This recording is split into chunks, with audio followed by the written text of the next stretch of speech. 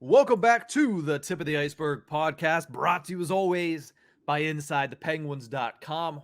We got 2 weeks, 14 days. Chris Kunitz amount of days left until the Pittsburgh Penguins take on the Arizona Coyotes in game 1 of 82 in pursuit of a 6th Stanley Cup in franchise history. But in order to do that, they're going to have to get through a pretty mighty Metropolitan Division here. And I'm going to let you lead us off with your Metropolitan Division preseason power rankings, something that we're going to do either once a month or probably more than likely once every other month, as we'll say this is October's month, but we'll do these power rankings throughout the season and see where they change. But Horwat, I'll let you lead us off. What are your power rankings for the Penguins division? Where shall I start? Bottom or top? Go ahead from the top. From the top, okay. Just in quick succession and then maybe a couple words on them. I have Carolina leading it just because Carolina seems to always be better than anyone gives them credit for. The New York Rangers, they beat us, so and they just seem like a good team still. If Shesterkin can continue his nonsense, they are going to be up there. Third, Penguins, because I think we have improved, but we'll see where things we usually don't lead the division anyway. Mm-hmm. Four, the Columbus Blue Jackets made some interesting moves this offseason. Okay, that's a wrinkle right there. It is, because 100-plus point Johnny Gaudreau getting added to that lineup is going to help a ton. Mm-hmm. Number 5, the Washington Capitals. Despite Alex Ovechkin being as good as he is, losing Backstrom's going to hurt a ton, and I just don't see them holding on to things anymore. You have the list here in front of me. Number 6, the Islanders. They're just the Islanders. Number 7, the Devils. Listen, man, everyone might be impressed with the Devils. I still just don't see it. It's still not their year. What you didn't add in here is the 50 feet of crap that I talked about. I ran out of space. I'm sorry. That's totally fine. But then there's 50 feet of crap between the Devils and the number 8 team, the Philadelphia Flyers, because holy heck, is that team going to be bad this year? And somehow they might still beat us a couple times. Well, that's just how it works with rivalry games. I wouldn't be surprised if they beat us once or twice, if they beat the Rangers, if they beat the Capitals. They're not going to get swept by all these teams. It's just not plausible, especially in the Metro. Right, yeah. And the Metro is damn good this year. The Atlantic might have a little bit of an edge on the Metro this year, but that's just in terms of pure all 8 teams being decent. Here it is. There's definitely a top 5 to maybe 6. And then, like I said, the Devils, I just don't, eventually things will turn around for the Devils. I'm going to continue being a hater. I'm so sorry. The disrespect is real. Like, Neil is not going to like this episode, Horwat. No, and I think I may have even said last year that next year could be their year to finally get in full swing, but the rest of the Metro just continues to look very good. There's nothing much I can do about it. I mean, I'm giving the Blue Jackets way more credit than I want to, but something about having Johnny Gaudreau just being in that lineup should help a ton. And they can be an interesting team that they beat us. They beat the hell out of us all the time. Why couldn't they do that for more teams? Okay, the one team that you have still at number 6, they got a new coach, is Lambert and the New York Islanders. Do you just think it's the same old team without Barry Trotz and that just gets worse? That's such an interesting team because they're such a quiet team. Yeah, they did nothing this offseason. Yeah, you don't notice them. You don't know what they're doing right or wrong. You just don't hear about them when you're listening to the national stuff. So there's only so much I can take from that team because I'm not going to voluntarily go look into what they've been doing. Either you make splashes or you don't, and they literally did nothing. Aren't they the one team that actually didn't do anything? Yes, they did literally nothing. Yeah, honestly, I should have moved them down under New Jersey, but they're still decent. In typical Lou Lamoriello fashion, they made all their re-signings on one day, and then that was it. Yeah, so there's only so much I can do for the Islanders and the Devils. I mean, hey, you know what? Maybe next month I flip those 2 spots. But I feel like I'm going to be locking in that 8 seed all year long. Yeah, you're really low on the Philadelphia Flyers. So do you want to give the people your 1 through 8 really quickly before I go into mine? Yes, sir. 1, Carolina. 2, the New York Rangers. 3, the Pittsburgh Penguins. 4, Columbus Blue Jackets. 5, Washington Capitals. 6, New York Islanders. 7, New Jersey Devils. 7.5, 5 feet of crap. And number 8, the Philadelphia Flyers. There it is, Nick Horwat's preseason power rankings for the Metropolitan Division. I like your rankings, Mine aren't vastly different, but they are still different. Like there's Mhm. still a lot of things that are switched, maybe not by as many spots. And the first thing for me is the top of the line right there. I don't think it's the Carolina Hurricanes. You said a lot of people kind of disrespect them, and this might be adding me to the list of those people that disrespect them.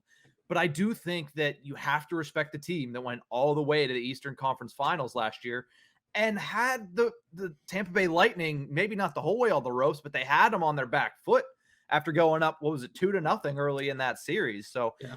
when you still have a guy like Igor Shesterkin, the reigning defending Vezina Trophy winner, a guy that also got Hart consideration last year, that's something special. And, what wins you games in the National Hockey League? What wins you division titles? Goaltending and special teams. And I think the Rangers are one of the top teams in both. I don't think Chris Kreider is going to be able to duplicate his 50-plus goal season from last year, where he almost had a 30-goal season on the power play alone. But that's still a really good unit with Kreider, with Zibanejad, with Panarin, with Adam Fox. It's such a good team, and the only questionable move they made all offseason doesn't really affect the on-ice play, and it's putting a C on Jacob Trouba's chest. So I really like the New York Rangers, and that's the reason they're the top team in the Metro for me. Carolina's number 2. There's no doubt about that it's a class of 2 at the top of this division. I have questions about Freddie Anderson, as everybody always does. Like, he looked really good last season when he was healthy, but again, he missed the postseason due to injury. Like, can he be available? And until he is shown to be consistent and best ability is availability, once he shows me he can do that, maybe I think more of this team. But one of the best coached teams in the league, Rod Brindamore, is always in consideration for the Jack Adams for good reason. Sebastian Aho is underrated. Andrei Svechnikov is vastly underrated, and that team just in general is a team that maybe is a victim of where they play, but they're making noise in Raleigh, that's for sure. Number 3, and I'll put this one up now finally on the YouTube stream. Number 3, I have the Washington Capitals, because, the Penguins got better. I do agree with you. I have them at number 4. But I think the Washington Capitals got better as well. If you look at the Caps, they also dealt with injury similar to the Penguins last season. TJ Oshie only played half the season. Anthony Mantha only played half the season. Nick Backstrom only played like a quarter of the season. Now, Backstrom's going to be out again. Yep. And so is Tom Wilson for the first couple months, which just changes the entire face of this team. But Oshie and Mantha being healthy to start the year is huge. It helps their offense immensely. Dylan Strome and Connor Brown are 2 really good additions. I like those additions for this team. Especially Strome was thrust into a bigger role in Chicago. He can sit back and play a third-line role in Washington, and I think he'll thrive in that position. And Connor Brown, it just seems like he fits the mold of a Washington Capital. Not to mention the fact that after 2 years of trying to figure out what they have in goal, they brought in Darcy Kemper, who, while he's not the great Vezina Trophy winning guy that he was expected to be when he left Arizona, he's still very good goaltender, and he's definitely better than anything the Capitals have had in Samsonov and Vanacek. So I have the Capitals over the Pittsburgh Penguins, and to roll out the rest of my list, I put the Islanders at 5. They were one of the hottest teams in the National Hockey League to finish the season last year. Trotz being out and Lambert in, you kind of don't know what you're going to get. But I go back to good goaltending, and Ilya Sorokin was really good last year. So I have the Islanders at number 5. I have a little bit more respect for the New Jersey Devils than you do, Horwat. Last year, I might have jumped the gun a little bit. I think I put them at number 5, or I might have even put them at number 4 just because I was blinded by all the flashy offseason moves like Dougie Hamilton, and I loved Jack Hughes. And, I still like all those things about the New Jersey Devils. Their goaltending is questionable. Mackenzie Blackwood was not good last season. They add a guy like Vanacek, who I think is a much better backup than Nico Dawes, who they had last year, Scott Wedgwood. So I think they're improved in that area. I do like their defense. I think John Marino does give them a nice little added punch to the bottom of that defensive lineup. So I think they're going to be better this year, as long as they can stay healthy. Hischier and Hughes have both missed a lot of time early on in their career. They need to stay healthy for that team. And I do like the Andre Palat signing. I think that's nice that they have one of the youngest teams in the National Hockey League with a lot of talent. Igor Sharangovich had a bit of a down season, but if you got a guy like Palat in there, maybe he can help him out and get it back on the right foot. Then I have Columbus. Listen, I love their top 9. Their top 9 forwards are really good. Like, they're going to be actually a very dangerous offensive team this year. But that defense leaves a lot to be desired. It really does. It's Werenski, and like you mentioned about the Flyers, it's Werenski 50 feet of crap, and then the rest of their defense core. Like, Jake Bean is okay. It's just not a core that is that good. Denton Matejchuk, who we both talked about a lot leading up to the draft, got drafted to this team, not going to play for this team. Right. But there are a couple of young guys that I think are going to be electric. We talked about the kid line in New York with Kakko, Hedel, and Lafreniere. Columbus is gonna bring out their version of this line as their third line to start the season, and Kent Johnson, Cole Sillinger, and Kirill Marchenko. That's going to be a fun line to watch. That's going to be a line that I'm going to be keeping a lot of tabs on. And honestly, at the end of the day, Elvis Merzlikins, very good goaltender, very funny goaltender. Like, that guy mic'd up. I saw a video a little bit ago. It was great. Like, I love Elvis Merzlikins. I can't get enough of them. So I have them at number 7, and then, Carter Hart just isn't it. John Tortorella is John Tortorella. Philadelphia Flyers are my 8th seed. It's going to be an interesting year. And I think one thing about the Devils, as you were talking, I looked at their cap friendly. They have 11, I think it is, contracts that are in their final year. 11. A lot of prove it. A lot of prove it there. There's a lot of prove it, but they're not huge guys that you're super worried about in the future. Like, one of them's Thomas Tatar. One of them's Miles Wood.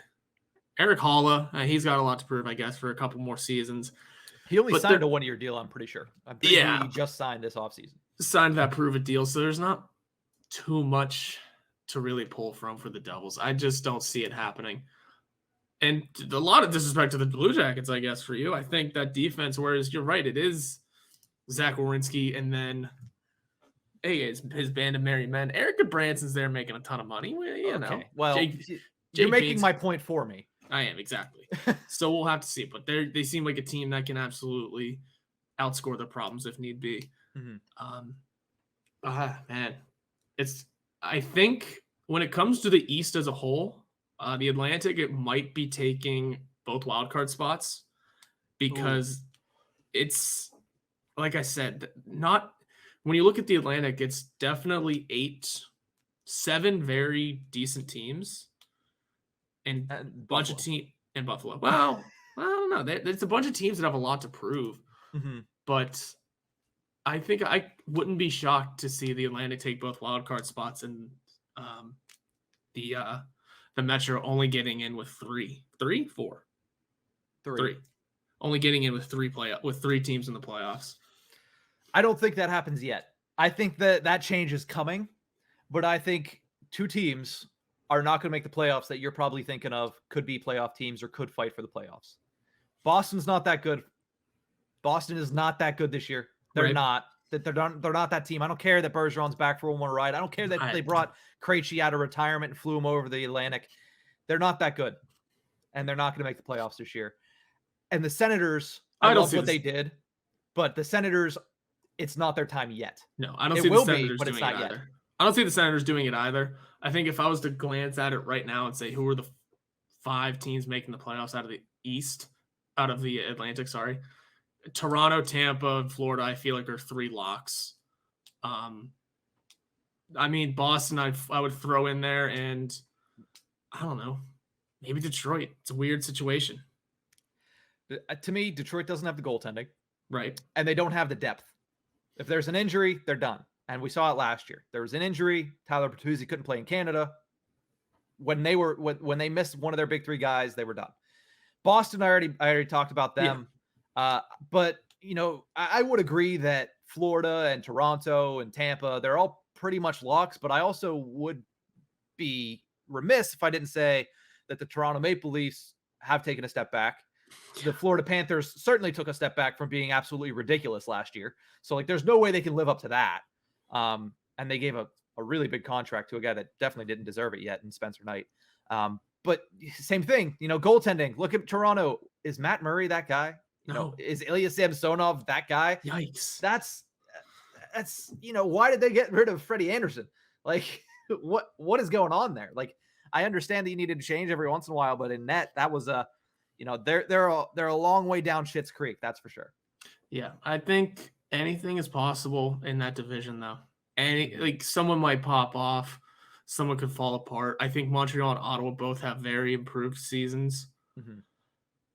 I don't know about making the playoffs, but Yeah. I don't know. That the Atlantic's going to be a dogfight all up and down because all 8 teams are either good or have something to prove and can and did improve. I don't Mhm. think there's a team that took a step back in the Atlantic. Maybe Boston. I don't care for Krejci coming back either.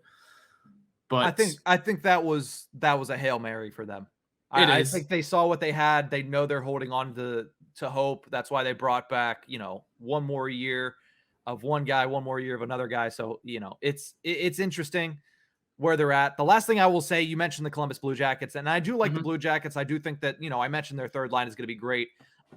But when your top center is Boone Jenner, like They don't your have center help. Yeah. your top center is Boone Jenner, and also what is Patrick Laine? Like, is he a top line guy? He has top line talent, but I just don't know if he's, you're not that guy, fam. You're not that guy. You can't Mhm. do it consistently. You're not the 40 goal scorer you once were, or projected 40 goal scorer you once were. So their top line guys have questions. Johnny Gaudreau, yeah, that's going to be great. He's still afraid of the freaking cannon. Like, come on. You can't be afraid of the cannon and play in Columbus. I guess he'll have plenty of time to get used to it when he scores 30 goals this season. But 30 nonetheless, minimum. nonetheless, to finish off this episode, to one last time say my Metro Division rankings: Mhm. Rangers in first, Carolina Hurricanes second, Capitals third, Penguins fourth, Islanders fifth, Devils sixth, Columbus Blue Jackets seventh. I'll go along with you, 50 feet of crap, and then the Philadelphia Flyers at number 8. It's clearly a rebuilding year. Somebody just needs to tell Chuck Fletcher that. It is. It's clearly rebuilding years, putting it lightly, I think. But yes. So that's going to do it for this episode of the Tip of the Iceberg. Thank you so much for tuning in. What we still have in the next 2 weeks before we get to the opening game, we're going to give a little bold predictions or what? We're going to give a little bit of our season predictions, and there is a difference there. Bold predictions are ones that are not necessarily realistic. Like, there's one I got about Tristan Jarry that's going to be real interesting. So we have Mhm. bold predictions, season predictions. We're going to try to get a couple interviews in before the season because 14 days, Chris Kunitz days, will have real NHL hockey to talk about. That's it for this one. We'll see you guys on Monday. Have a great weekend, Penguins fans.